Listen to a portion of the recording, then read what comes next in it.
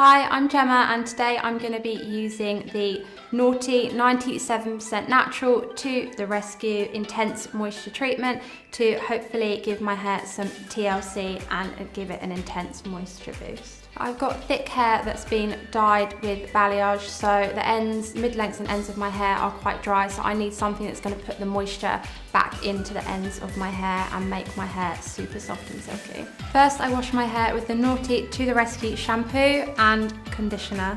After washing, I squeezed out any excess water and moved on to applying the To The Rescue Intense Moisture Treatment to my seriously thirsty hair.